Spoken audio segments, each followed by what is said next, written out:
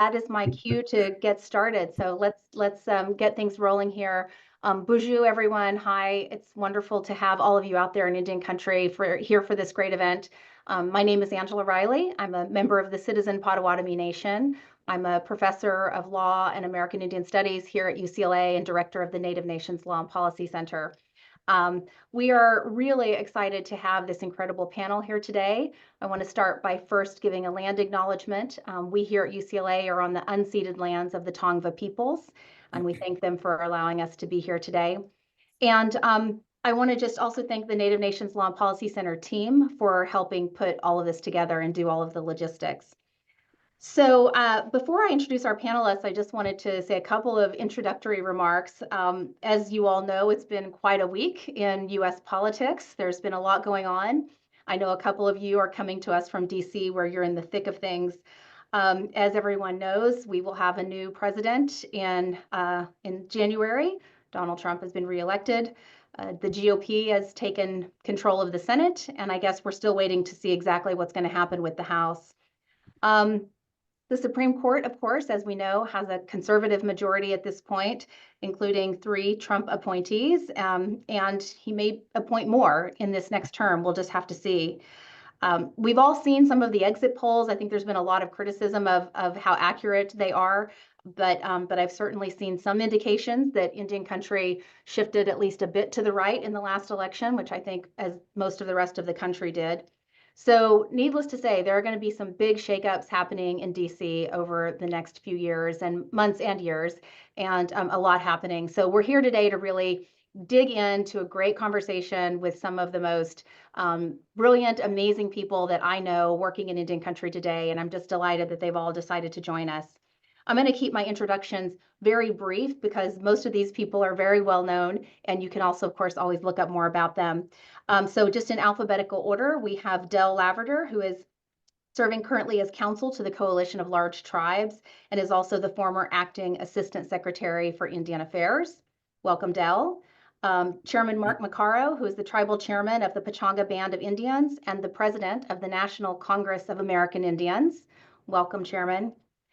We have Robert Odawi Porter, who is founder and president of Odawi Law, PLLC, also a longtime friend as well. Good to see you, Rob. And Jen Weddle, who's co-chair of the American Indian Law Practice Group at Greenberg, Traurig, also a longtime friend. So wonderful to have you all here with me today. Let me tell you how we're going to start. I want to start just by giving you an opportunity, each of you an opportunity, 2 to 3 minutes to just give some introductory remarks. These can be really touching on anything, your reactions to the last week, to what you really want to dig into today, or what you see as the big issues on the horizon, anything you want. And then once we go through that, then we'll go into some more direct questions that I've prepared for you. So I'm just gonna call on you in the order that I see you on my screen. So let me start by asking Jen Weddle to lead us off. Thank you so much, Professor Riley, and hello, everyone. Thank you for being with us today. It's good to see so many friends in the attendees list. Happy to be with you. I'm one of those folks that is here, boots on the ground in Washington this week, as Angela mentioned.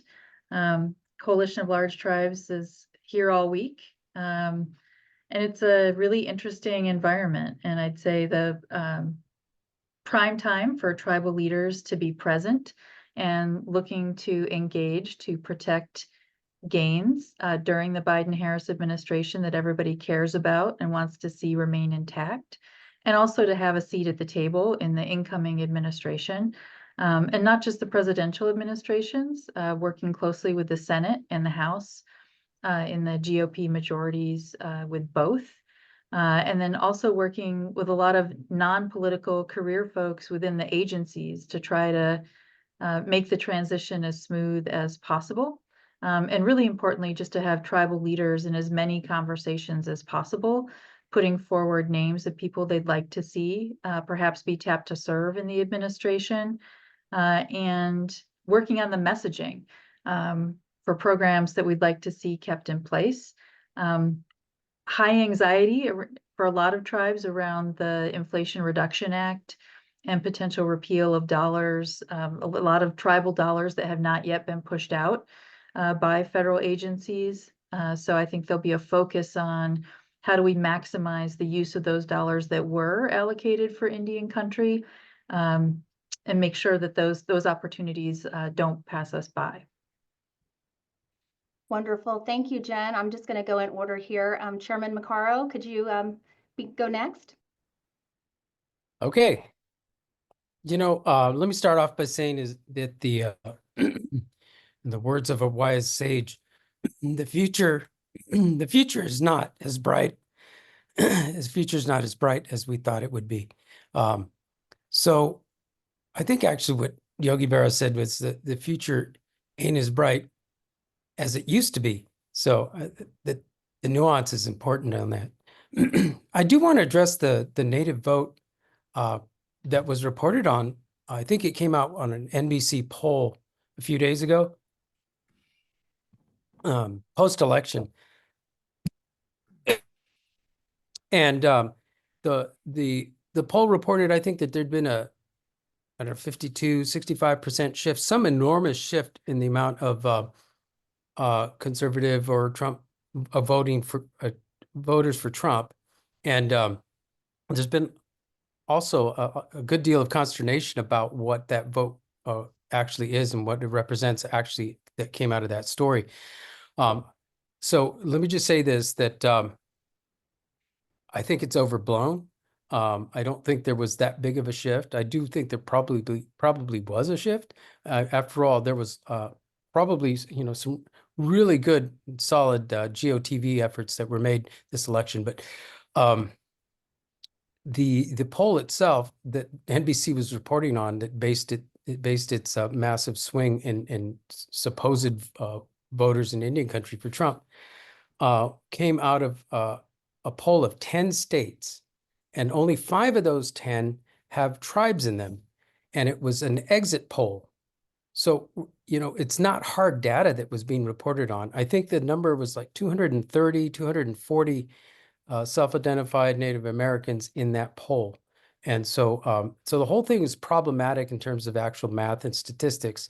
The Future Leaders poll, which was done a few years ago in 2021, so the data is still relatively recent, surveyed over 11,000 Native Americans across the entire country, and represents a very large data set of all kinds of things, opinions, but some of it is politics.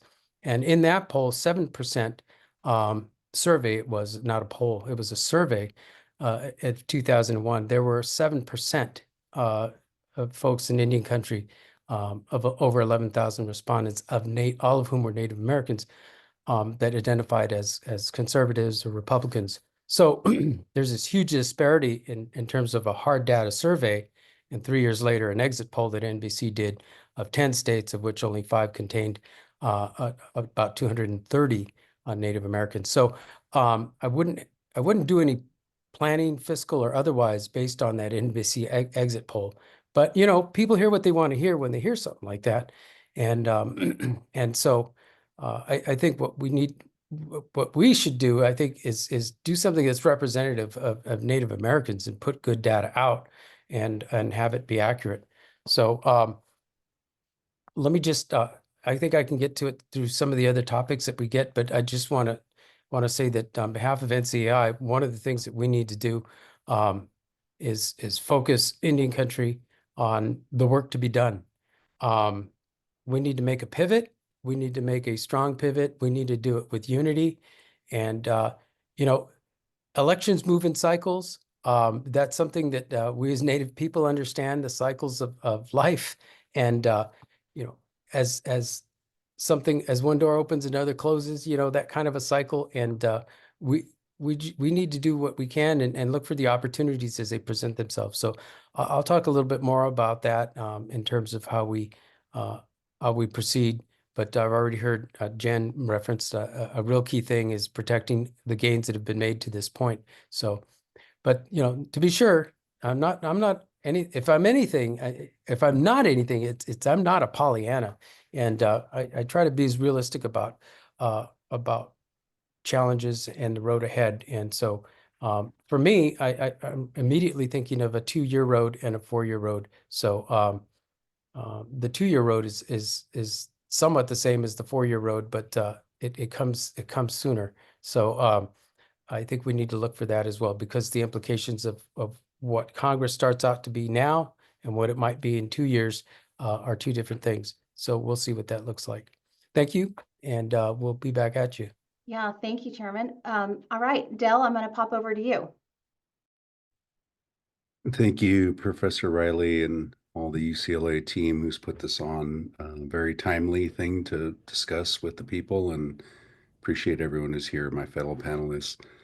I guess just for introductory remarks, I can honestly say it's not that surprising on the result that happened. And I do want to point people to the split tickets, which is rarely talked about. When Indian country did show up, I think in Wisconsin, Nevada, Arizona, I think you saw some Senate wins that had to actually go against who was voting for president. And Indian country showed up very significantly in all of those. And I think over time, we'll look back on that and we'll say, yeah, they did for the people, for the ones who mattered. But I think there was a mood in the country around inflation, especially. When I was at a number of tribal elections and talking to people on the ground, they were talking about how expensive the little items were. And for those who are just trying to make it, that's a big deal. When I, was in sweat lodges or steam rooms or whatever, they would talk about the price of eggs and how cars were unaffordable and how gas was out of control. And those small things matter to the people. And our people, just like everybody else. And I think that's why I say, you can connect the dots around why people were frustrated. And then remember before the pandemic that things were, relatively more affordable and smooth. And I'm just trying to let the folks who are on this webinar know, on the ground matters, because they're the ones who vote. And even if the pundits say it's going to go one way or another, sometimes it matters just what the average Indian and average person really believes and what's true in their life. So I can say I'm not that surprised. And now that we're looking at the transition, I'm in DC as well. We just want the best people in office, and we need to connect with them as quickly as possible and educate and let them know about Indian issues. And, even if we had a record number of Indian appointees in the Biden administration, that's what we used to say in the Obama administration where I served before, and then they went above and beyond. Let's try to keep as many of those gains and people that we can in those offices, because they serve an important function to inform those agencies on why they should protect Indian rights and values and things that matter to them. And that's actually why we're here, and the next steps on why we should be here. And I for Indian and I for independent, we need to really protect Indian country regardless of who's in the administration. And I assume all my fellow panelists believe the same, and that's what they're going to do. And we need everybody who's watching this and others to do the same. We got to educate on why, these historic funding and people in place should stay, and we should move forward on that basis. And I think we have a good story to tell, and people are going to hear and listen to us. And hopefully we can do all of that together, because it's going to take all of us. Thank you. Thank you so much, Dell. Rob, will you round us out here? Well, thank you, Professor, and glad to be here with my esteemed colleagues. Dell, I think you should do a podcast because you have a very soothing delivery as per usual. And I think that would also give people some comfort as well, just to give you a little plug. Thank you all for the opportunity to be here. I have, like everyone else, had a lot of thoughts about the election. But for me, elections at this stage of my life are a little bit between the first day of school and Groundhog Day, the movie, that there's always something new and exciting that's going to happen. And you've got to be alert to it and pay attention to it. Try to sort through your own lens of what you think should have happened or would have happened, and put yourself in the present of what is happening and what you can do about the future. But it's also the same old thing, of we got to roll our sleeves back up. We got to get on airplanes. We've got to get to Washington. We got to go find members, talk to them, focus our message, focus with our intertribal organizations like NCAI to make sure our messaging is effective. I represent a number of different tribal nations, and everyone's in different red or blue states in varying degrees. They have different members. Some are, incumbents. Some are brand new. And it's the same process of education, which is, been highlighted already. And that doesn't end. When you're a professional advocate, generally, and when you're a professional advocate working for Native people, it's an endless process of education, whether it's the 26-year-old staffer who's brand new on the Indian beat in terms of Senator, X's office, or the member, him or herself. You've got to be involved. And that's really the pitch that I would just sort of start off with and probably end with, which is that we've all gotten, in my personal view, kind of sloppy. And look at me, I'm in the Seneca Nation in my office right now, not in Washington, although I'll be there next week, because it's easy to get on Zoom. It's easy to kind of get on, a electronic format, but it doesn't beat being there in person. And I think that the right time to do a fly-in, to be there with leaders, to members of Congress in terms of their discussions, there's nothing better. And I think that's just something that I would like to sort of lead off with is to recommit, as burdensome as sometimes it is, as well as a little bit expensive to get on a plane to get there. We need a human interaction with these new members, with the new president and his administration. And that's what's going to, I think, ultimately prevail for Indian country and Alaska Natives. Great. Thank you so much, Rob. All right. Well, I'm gonna stick with you for a second and kind of go in reverse order here. And I want to throw the next two questions out as one question, and people can take whichever one of them that they want. Several of you have mentioned, one thing is just how important it is that we not lose the ground that we gained in the last administration, and also just make sure that we have good Native people working in the next administration. So those sort of one related issue of how do we not lose ground? How do we hold on to all the great work that's been done? And then I guess relatedly from that, and again, you can take either or both of these, what should we expect from a Trump administration? What do you think is going to change most dramatically in the next 4 years? So Rob, I'm gonna let you lead off on this one. Well, maybe the second question first, in terms of what can we expect. I think my concern is that the first administration wasn't really focused at all on Indian affairs. And it took formally 3.5 years for an appointee to even be designated for the White House Council on Native American Affairs. There was not a tribal White House Nations Tribal Summit. And I think that's the first thing is where are we in terms of levels of concern? It might be different, and this is where working with key members that we know are close to the president, the new president and his administration, like Senator Mark Wayne Mullen, Senator Daines, Jen can speak to that, and Del, who they work with quite a bit. We have allies, Tom Cole. There are members who are strong leadership Republicans in the Congress. And I think what we can offer and why it's important is that we are contributors. We're contributors in our local and regional and national economies. We're employers. We're in red states and blue states, our nations are. And I think, number one, getting higher up in terms of we want to be involved. There'll be opportunities. We want to be part of that equation.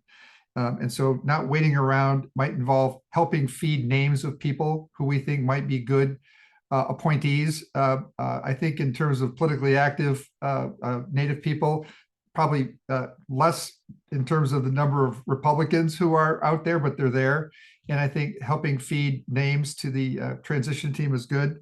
And then when it comes to the actual actions of the Biden administration, which were extraordinary in terms of the number of different initiatives that were addressed and accomplished, I would say conservatism is a good thing.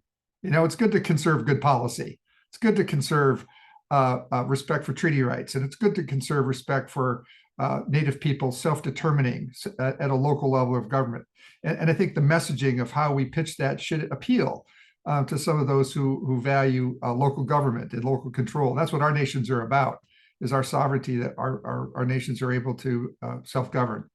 So I think those are a couple of different ideas about both preserving some of the gains that have been achieved in the current administration, but also how we might be able to help speed up the process of transition to get new people in place.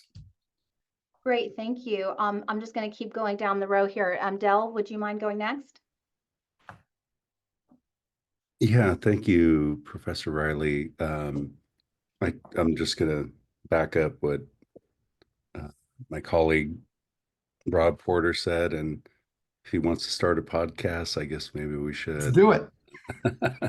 I'd be happy to.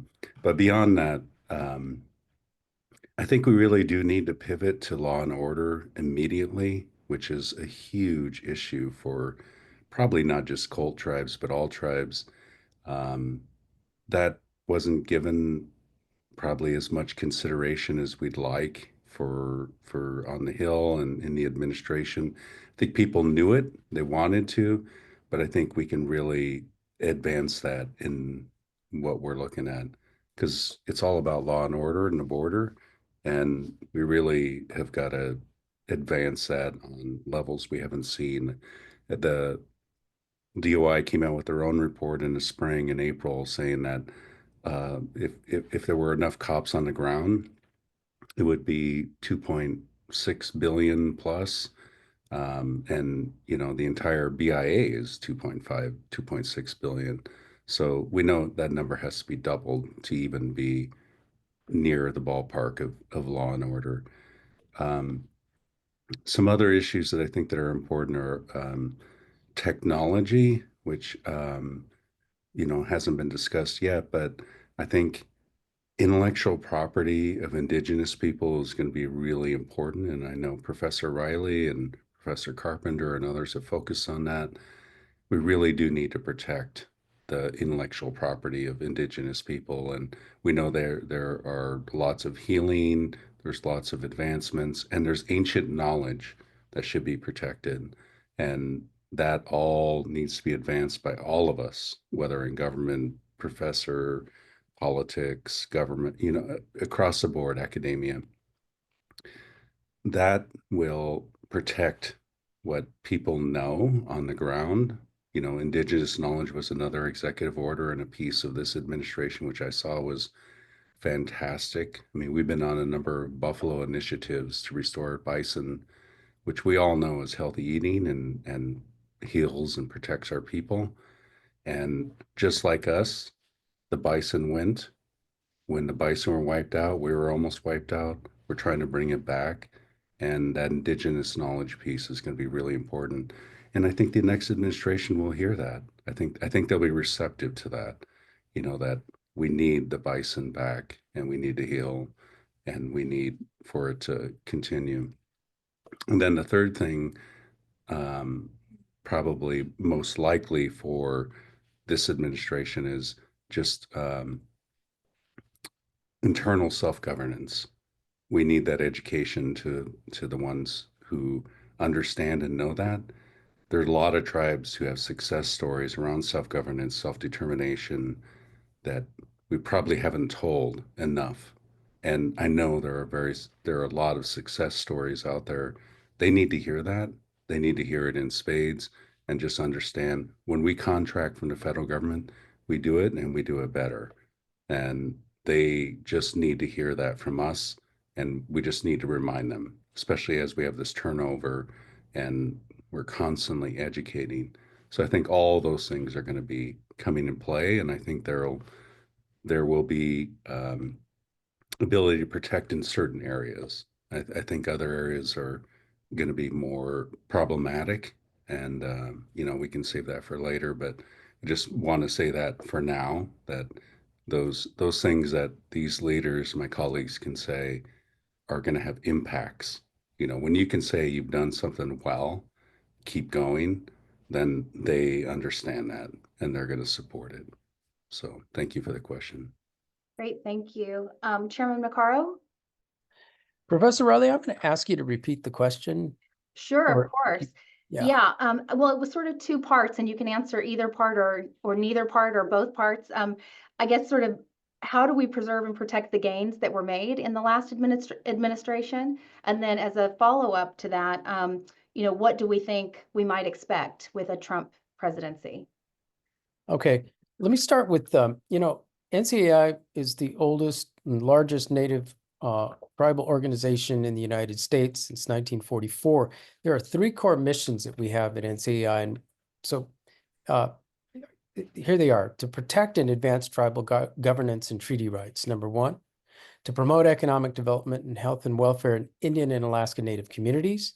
And then the third is to educate the public toward a better understanding of Indian and Alaska Native tribes. So those are very broadly stated missions under the banner of NCAI. And I think this is what we strive to do with every administration at every Congress. And so I don't see that our mission is going to change. I think the level of challenge and the level of comfort that we may have had with the previous or the outgoing administration, we have to prepare our mindset for something different. So I think one of the things that is helpful that's out there is knowing what the roadmap is. And so one of the roadmaps that we have is Project 2025. And then another might be who is going to be, in some of these key positions. And of course, we don't yet know who's going to be the Secretary of Interior, but that's a big deal. Of course, you can go down the line. We do know who the EPA Secretary or the EPA Administrator will be. I think there's a person being put forth, a member of Congress. I remember his name. I think it's from New York. Lee, that's his name. He's Zeldin. Zeldin, yeah. Not somebody that comes out of the environmental world. I think has a 14% rating with the League of Conservation in 8 years as a member of Congress. But, in that role, the world looks different. I think if you're the appointee looking out and all of a sudden having a bailiwick that is not something you've worked with. And that bailiwick would include working with tribal nations. So our job is going to be to educate, like it is every 2 years with new members of Congress. And Rob, you mentioned, you gave our mission up front in your opening remarks in this segment quite well. Being present and revisiting and that is something we're going to have to do to sell what it is that we are doing, what is necessary, what the priorities are for Indian country. Now, Del, you mentioned law enforcement. Law enforcement, public safety, and justice it's a chronic need. It's a chronic issue for Indian country, and it affects everybody different. Similarly, but whether they are PL 280 or large land-based tribes with their own tribal police agencies. One of the concerns I have is what will in the upcoming administration, what will the role of DOJ and the FBI be in the Trump administration? There's been lots of conversation not involving tribes, but what the FBI should look like under the new president and what DOJ might look like.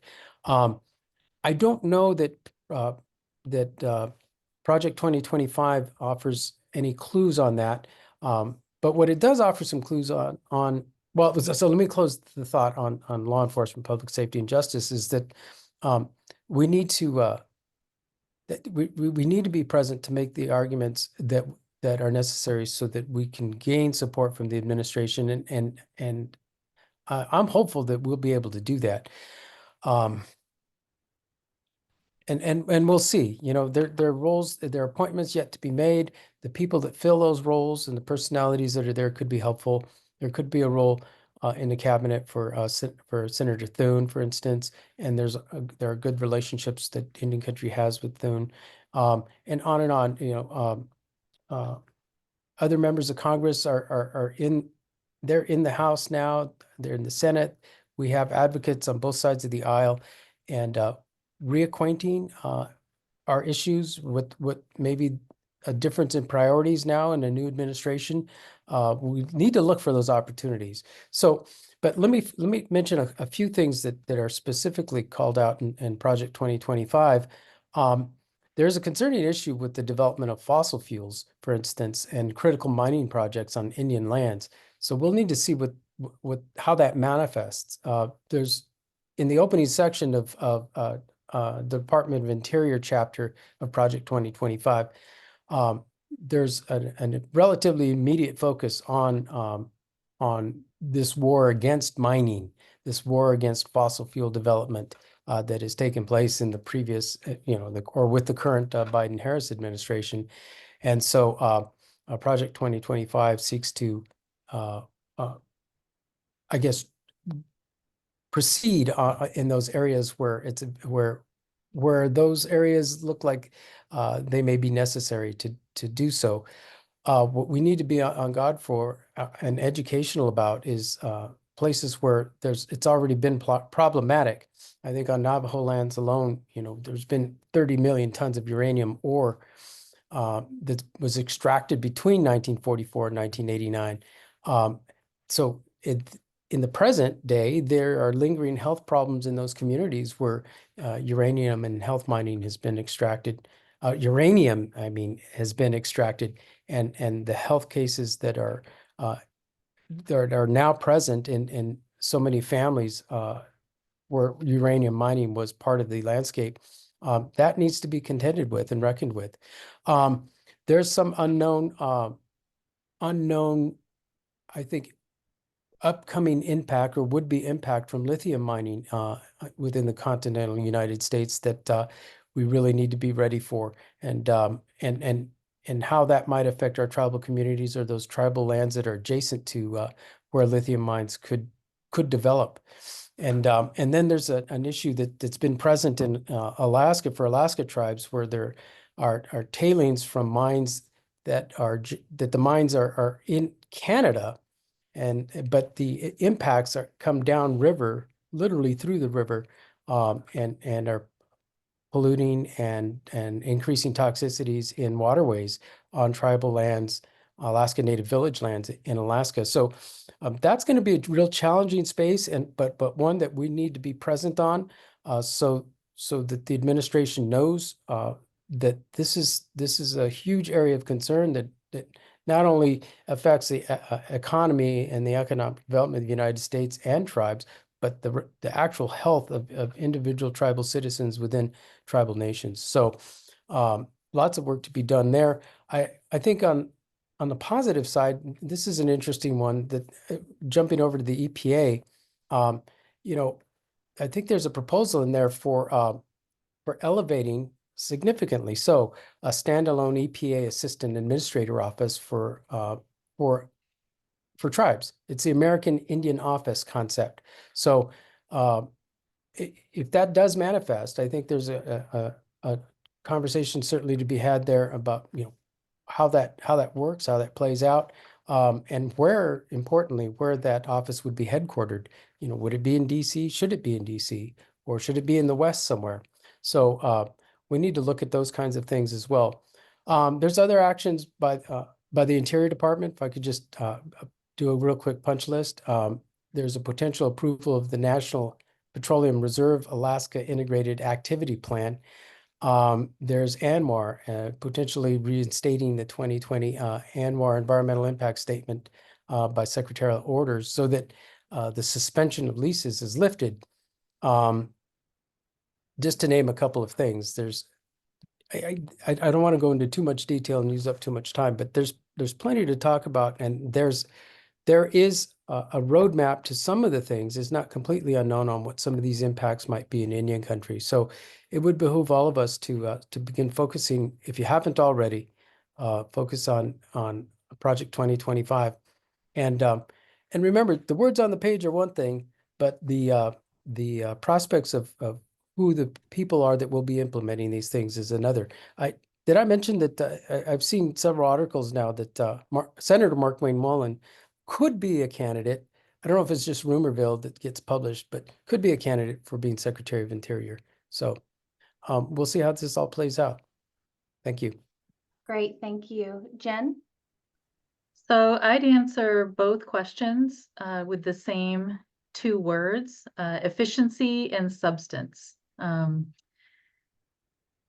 One of the big headlines from today was that they're looking at the creation of a new Department of Government Efficiency to be headed by Elon Musk. I think Indians could staff that and have many wonderful examples of what could be achieved by a Department of Efficiency. For example, getting rid of the old appropriations restriction that you can't spend HUD dollars and IHS sanitation money on the same house for fear of double dipping, things that make no sense. I think we could actually finally get resolved in something like that. Substantively, I think we need to focus on how we can work with the incoming majorities and administrations. What are our areas of agreement? And almost certainly one area of agreement is local control. Tribal self-determination as territorial governments, making those decisions locally. Chairman Macarro mentioned lithium very specifically as one where an area where tribes are resisting, but also Oak Flat. I think the sacred sites protection will have a lot of currency in this administration. It's a very conservative value, and I think we actually have a chance of getting a day one executive order to protect Oak Flat and other sacred sites, areas where we have a lot of allies in conservative circles around that. Efficiency, I say, because is in the first Trump administration, we didn't see big White House Tribal Nations Summit where every tribe got to send one leader. We saw a series of smaller summits that actually were very substantive, where you had a lot of time for interaction, questions, conversations in the hallway with cabinet secretaries. So I think you'll see more of that. So not large kind of showy, pageantry events, but a lot more direct engagement. And a lot of that is facilitated by senators. It certainly was last time. And Rob was very kind to mention Senator Daines, who, having chaired the NRSC this term, is on very great terms with the White House. Senator Thune, very likely to be majority leader, Senator Rounds, Senator Mullins, Senator Langford. Lots of folks, Congressman Tom Cole, Congresswoman Sharice Davids, they're all back, and they can help us engage with the new majorities and the new administration in really meaningful ways. And those relationships are really pivotal to the White House as well. And in terms of efficiency and substance, I would encourage tribes to really focus on the biggest gains in this administration, which are the tax regulations coming out of the Department of Treasury, the GWE guidance, the General Welfare Exclusion Act guidance, and the rule on the tax treatment of tribal corporations. I've said many times, I think those are the most pro-tribal sovereignty policies ever put together by the United States. Those are game changers for Indian country, and we need to focus on how those rules make sense substantively, why they're good for economic development, why they're good for local control, and do everything that we can to make sure those rules become law. I think we can also be talking to the next administration a lot about common sense compliance. Tribes have been having many challenges with their ARPA and bill and IRA compliance. Lots of folks now getting lots of IG inquiries from across different agencies. And I think there's a real moment to have Indian country come in and say, let's have compliance that makes sense, not based on paperwork deficiencies, but where there's some indicia that something might actually be wrong. I think those kinds of efficiency arguments will be well received in this administration. And I guess the last thing I would say is a potential inflection point for change is the Department of Justice that Chairman Macarro mentioned. And the Department of Justice has been absolutely abysmal for a long time. In this administration, we've seen them continue to refuse to honor the claims of LB, and it's now been to the Ninth Circuit twice, a Northern Cheyenne woman who was raped in her home by a BIA OJS officer. And the United States continues to deny liability on that case. We see continued declination rates. We see, fanfare over hiring five total MMIP officers, across the country when we have thousands of cold cases. I think there will be real traction to try to establish an Office of Treaty Rights Enforcement within DOJ that has a direct reporting line to the Attorney General, to create budgeting. The U.S. attorneys don't have a separate budget control for no matter how much Indian country is in their district. So we're going to see more resources being devoted to districts with a lot of Native American population and a lot of reservations. I think there'll be major improvements for tribes under this DOJ, and a lot of the people that are looking to go in are people who've been U.S. attorneys in Indian country, who've been tribal prosecutors and public defenders, and who really want to see a significant change in the resourcing that Del mentioned, and also just in accountability at the top, political accountability for public safety in Indian country. I think we'll see a big change in this DOJ. Great, thank you, Jen. And thank all of you. I kind of want to pick up on the conversation that we're having right now, and then maybe drill down a little bit and get into even more specifics. So I think one of the things, we've got a big audience out there in Indian country watching this right now, and I'm glad that you all are here. And probably a lot of people out there had the same instinct that I had around the election, which was, I mean, to be frank, a pit in my stomach, to be honest. But I wanted to just take a minute to really hear from your perspective, because you're the experts, you're the ones who really know what's going on. You've subtly hinted at, not everything is necessarily going to be, a potential negative, that there might be some real opportunities in this new administration as well. And I guess I want to get kind of specific with that question and ask, maybe actually comparing, what things might actually improve. What are the opportunities that we might have? And if you want to tie that to Project 2025, that you can, but you don't have to. But what are the opportunities with this new administration? Where might we be picking up allies and making progress where we weren't prior? And also, if you can even be specific in terms of, Congress changed to some degree, and while in this last election, who did we lose and who did we gain? So kind of where do we stand in the new administration from sort of a comparative perspective, being fairly specific? And Rob, I saw you nodding your head, so I'm going to ask you to go first. Thanks. Well, like I said, it's always the first day of school for me, and I'm excited. I think there's opportunities that are going to be on the table. For example, the Tax Cut and Jobs Act. 5 years ago, Indian country got nothing. We weren't ready. Staffing wasn't ready. Messaging wasn't ready. There was no budget score on any of the proposals that were ready. We got nothing out of almost $2 trillion bill.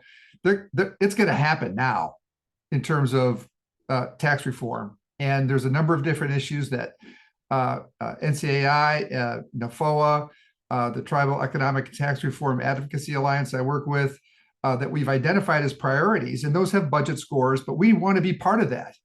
And if the total of our score is maybe 500 million, that's nothing in the grand scheme of what's going to happen. So that's a huge opportunity for economic infusion, maybe not direct dollars, but better cultivating a climate for tax immunity in Indian country on native lands could be a big winner for us to help with economic development. We've got to be in the game on that.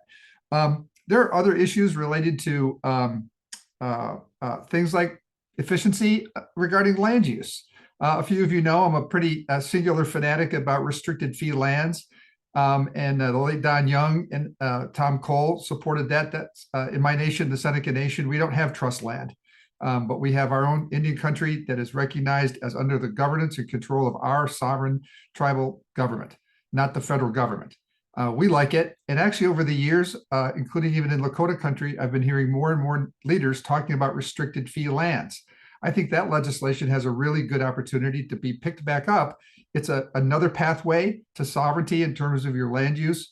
It's a choice, but it's the kind of thing that I hope perhaps a conservative Republican administration and government may say, hey, we respect self-determination of native nations. And if they want to have ownership and control over their own land versus the federal government, let's go for it.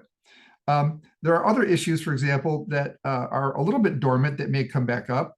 But one of those, for example, that almost every time it's come up, the Democratic administration has opposed the Tribal Labor Sovereignty Act, which would restore the ability of tribal nations to self-regulate labor and employee issues within their enterprises, particularly their gaming enterprises. And tribal governments should be treated just like every other government and be exempt from that. But because of the affinity of the Democratic Party with the labor side of the political equations, that's not been able to move. Maybe it can now. And what does that mean? That means, number one, it protects sovereignty if it can get passed. And number two, it might save a bunch of money because tribal governments will be self-preserving and having their own personal relationship with their employees rather than at the direction of national labor union leadership. And so those are the kinds of issues that to me are, as a pure sovereigntist, I want to make sure that the nations that I work with have total control over their lands, their people, their employees. Federal government's not off the hook. Some of these do require appropriations and support, and we're going to hold them to it. But I think that there's definitely some opportunities that are there. Thank you, Rob. I lost your sound there in the last 3 seconds, but hopefully we'll get you back. Can you all hear me? Okay, great. Del, can I jump to you? Yeah, thank you. Just hearing and reflecting on the fellow panelists and your questions. I'm going to go back to law and order. Like I said before, this is an opportunity unlike any other we've seen. It wasn't the last administration's priority, but they knew it was there. I would really like to see the boarding school legislation passed in this lame duck, just to get the process started. And this is just a personal preference of mine to share that, Canada is 20 years ahead of us. They went through the Truth and Reconciliation Commission, and note that the U.S. has changed it to truth and healing as opposed to reconciliation. Reconciliation has a important term in the international context, so that was removed. And I don't know whether it was a good or bad thing. All of you international scholars should tell me, but I do know that this bill start a commission at least to build on the work of Secretary Holland and Brian Newland and everyone else would be really important. And there's a reason the road to healing was so impactful for so many people. So I think this administration coming in would agree. We need to be truthful and let's handle the past as it comes up. So, between law and order and that, and hopefully it happens. And then finally, like I said before, the self-determination, self-governance, we know what's best for our people. Nobody else does. And that's a message that they know. Like when we say we run a program really well, they won't mess with it. And we just need to educate, tell those stories. And, you can talk about any of the regions. You talk to somebody, tribal leader, their staff, they can point to their wins, like when they're really good at something. And those are the stories we need to bring to our intertribal orgs and like lift up, and not just at Harvard's once a year, honoring nations, but like in our discourse to everybody. When tribes engage and they're good at it and it's local control, they're really effective and everyone believes in it. Those are wins in this current administration as we go forward. And we just need to gather up those stories and tell them for them.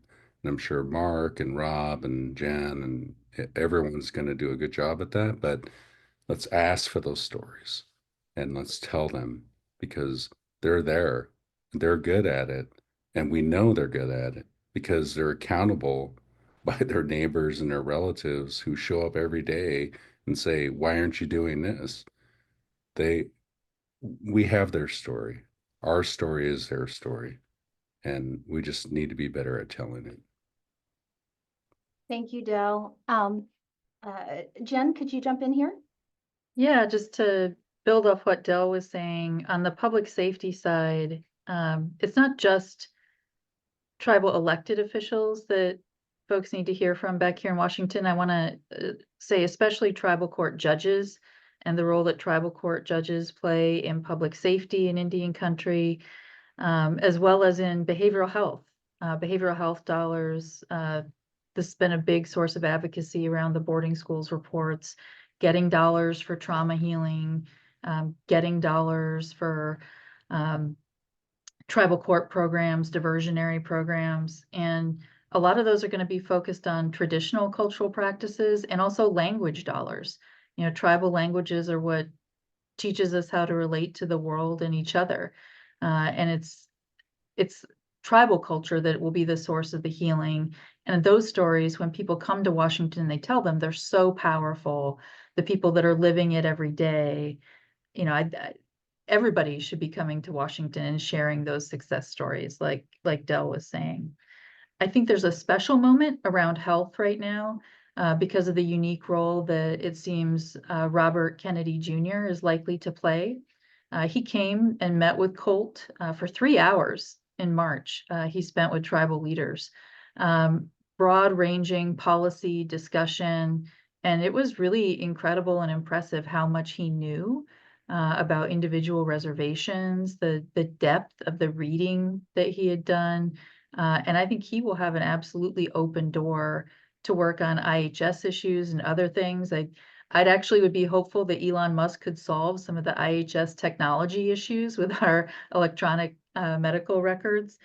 And similarly, I think we could possibly see more significant progress on broadband. There was a lot of broadband money for tribes coming out of the big packages in the last 4 years, but it's been very inefficiently rolled out and really confusing competing requirements for different programs administered by different agencies.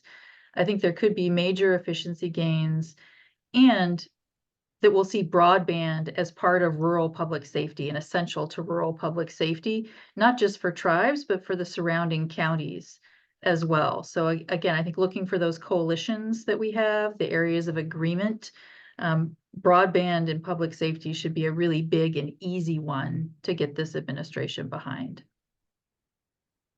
Great, thank you so much, Jen. Chairman Macarro? Okay, so we're drilling down. That's probably not a good use of that phrase, but okay, I want to go back to Project 2025 because there's more there.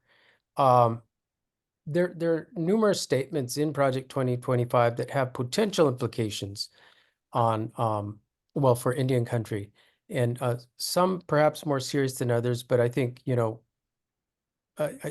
because different regions and different experiences, those impacts may not be uniformly felt, but they might be. But in no particular order, let me start with this. There's some broad statements that that Project 2025 states that the following actions are part of fulfilling the nation's trust responsibilities to American Indians and Indian nations. And so, you know, I mentioned one, and so this first bullet is ending the war on fossil fuels and domestically available minerals and facilitate the development on lands owned by Indians and Indian nations. So clearly that would be beneficial to those tribes that have been stymied from pursuing those kinds of activities. That seems to be a natural fit for the upcoming administration, but where those, you know, extraction resources run up against cultural sites and things like that, even within a tribal nation, there's sure to be more discussion to be had on that. Another statement is ending the federal mandates and subsidies of electrical vehicles. Now, this statement in Project 2025 has no context, comes out of the blue, but it's mentioned in this same context of no context other than, you know, the following actions will be taken to fulfill the nation's trust responsibilities to American Indians and Indian nations. And then there's the restoration of the right of tribes to enforce environmental regulation on their lands. So I think, a number of panelists here today have touched on that. That would fit right in with what many of us are trying to do. My own tribe, we've asserted jurisdiction over our airshed. We have an airshed program, clean air program with EPA. We'd certainly like to not only continue that, but strengthen that, because in the region that we're at, we exist, we're part of the South Coast Air Quality Management District, which includes the LA Basin. And without the airshed jurisdiction that we've asserted, it's potentially some of the worst air in the country. So, but that's certainly a positive statement. But again, not a lot of backup there. Another assertion is to secure the nation's border to protect the sovereignty and safety of tribal lands. Now, this could go a long way in a number of directions, not just for border tribes. But when you start to talk about the impact of fentanyl, especially as it comes across the nation's borders, wherever those borders are, that's something that could have, I think, go probably a long ways toward establishing a good working relationship with potentially a common and a common outcome that works for everybody. I think that the eradication or the stemming the flow of fentanyl, not only on tribal lands, but in communities between the borders and tribal lands, is in the interest of everybody. So, and it's just been a scourge and difficult to deal with. And so if we could bring some cohesiveness to the flow of drugs, including fentanyl, onto tribal lands as part of an even bigger strategy that gets put together with regard to law enforcement and public safety and justice, that has the potential to pay dividends to Indian country in a big way for a long time. So we can set the groundwork now. This overhaul or this securing the nation's borders to protect tribal sovereignty and the safety of tribal lands. That would be tremendous. So now the overhaul of Bureau of Indian Education schools, the overhaul of BIA schools to put parents and their children first is also a thing. That one has more discussion on it, and I'll just touch on that in a minute. And then seeking congressional reauthorization of the land buyback program for tribal nations. So these are all mentioned in Project 2025 as actions that would fulfill not one and done, but go toward fulfilling the nation's trust responsibilities to American Indians and Indian nations. Now, with the BIE issue, putting parents and children first, of course, that sounds wonderful. We want all schools to put parents and children first, but how that gets executed in a world where maybe there's a rise of Christian nationalism is a whole nother thing. Just to go another level down, there's a statement in Project 2025 that states that they will move the remaining Indian education programs and student-driven impact aid programs for Native students from the Department of Education to the BIE. So now this is a statement of concern, given the status quo as we know it. And this is something I think to begin watching from this moment forward. And be ready to engage on this issue.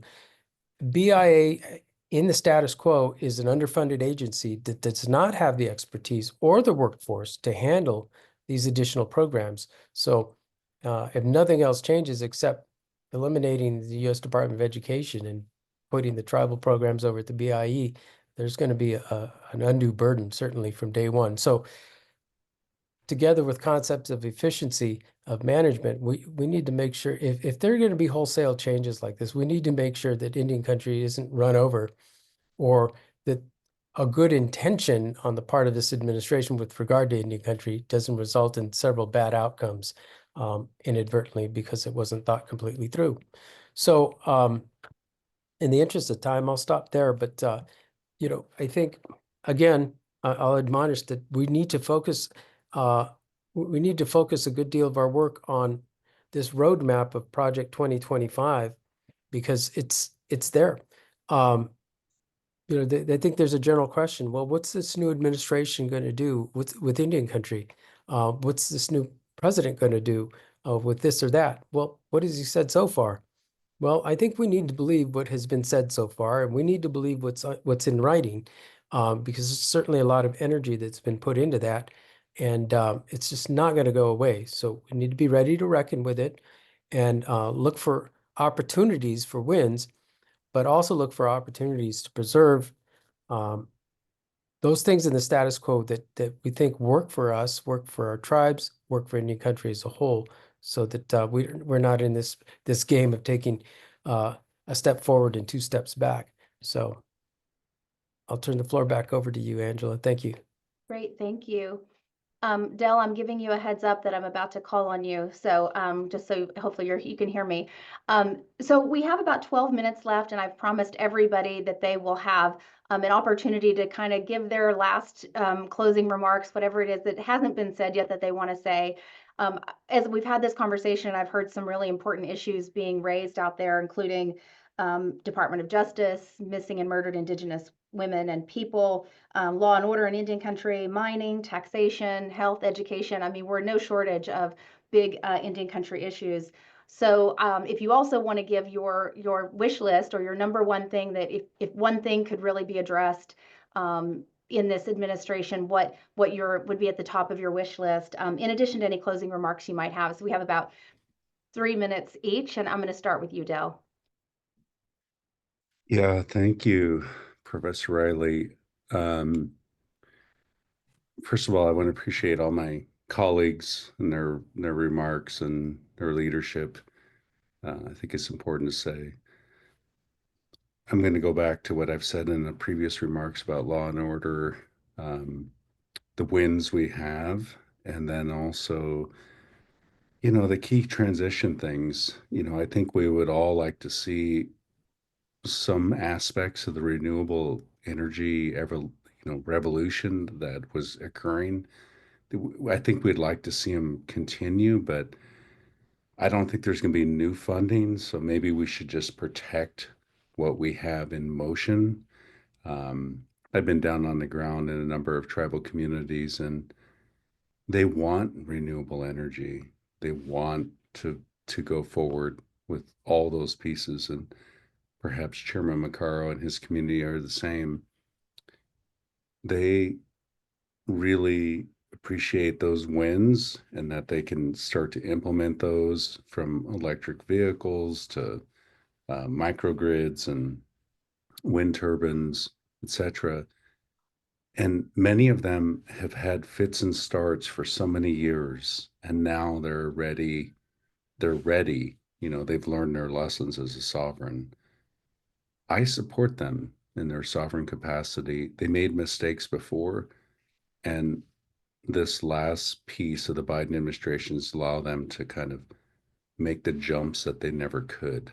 And I would like to see that protected. So I think we as a singular voice across Indian country should protect them, whether it's Indian land consolidation, renewable energy, law and order. And I think we could unify around an agenda. And to me, that's really important because I've been part of 4 federal transitions, 5 tribal transitions. Unless you have an agenda coming out of that, other people will make the agenda. So we have to create that agenda together and say that these are the pieces we want to continue, and these are the reasons they are, and why they're consistent with what you would like to do. When you have those kind of arguments already, that facts and information, they usually stand, and the program stands, and it actually still gets fulfilled. I think we're in that position right now, and we need everybody to unify around those positions and say, these are important because the community decided, they self-determined, they want this to happen. And I'll echo what Jen said about the tax pieces. We need all of Indian country to back us on this non-taxability of tribal corporations on or off reservation, by the way, not just on. And then the GWE, which we know there were 10 years of work on that.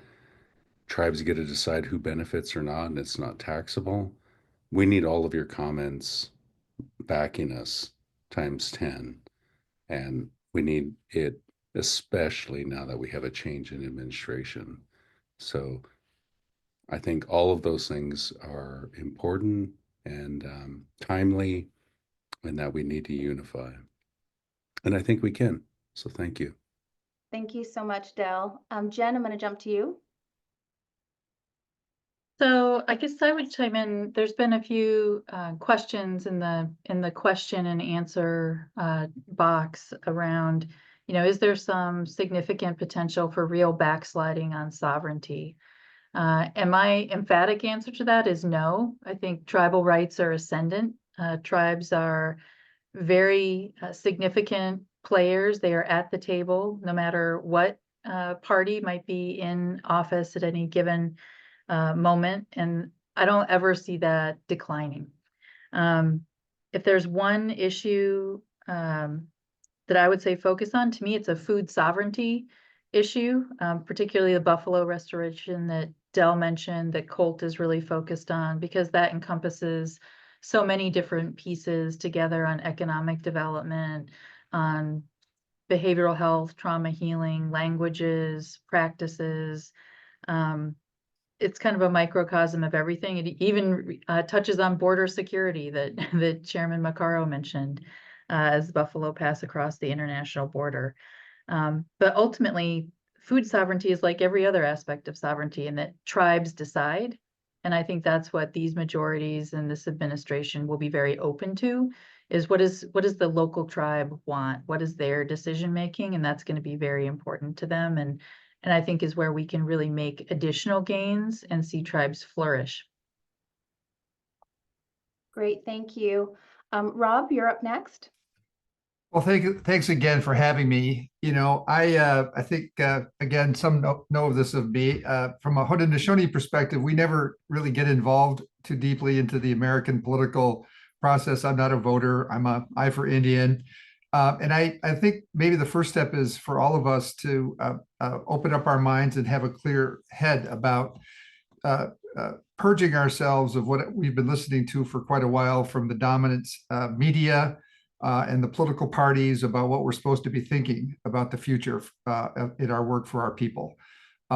We have to ground our thinking in what our people need, in what our clients are telling us they need, and go for it. And I think if we're talking about efficiency, I don't know that I've heard ever the words efficiency and Indians all in the same sentence before, and we need to get there. And I want to think about that. What does that mean?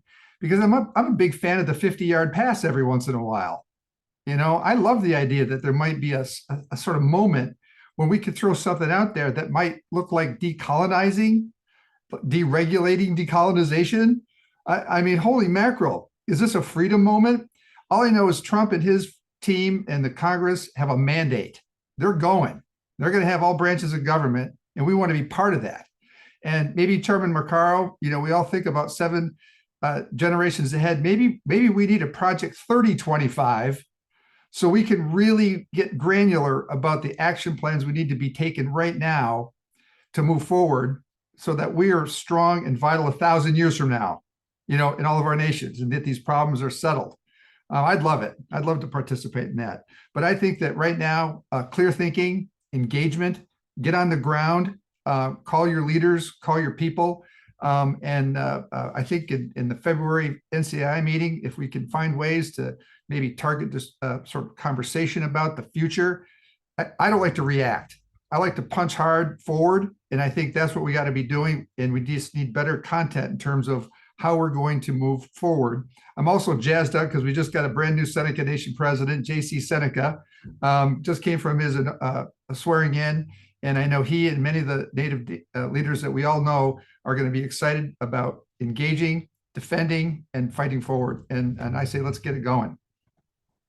Great, thank you so much. Chairman Macarro, the last 2 minutes are yours. Only 2 minutes. I'm kidding. On every topic that we've discussed and many that we haven't, NCAI has resolutions that advance that topic or protect sovereignty with it, that protect treaty rights at every turn. And those are that's the standing policy statement of Indian country in unity. And so that, together with all the things we've discussed today on, we know how to proceed here. We've done this before. I have a chart that I asked NCI staff to prepare that shows all the transitions since 1944, NCI's inception, and FDR was president, and it shows NCI presidents and who was the nation's president, and about 2/3 of every NCI president since 1944 has been involved in some presidential transition as well. And so, this is part of what I was saying earlier, is that there's this cycle that we have of politics in the United States.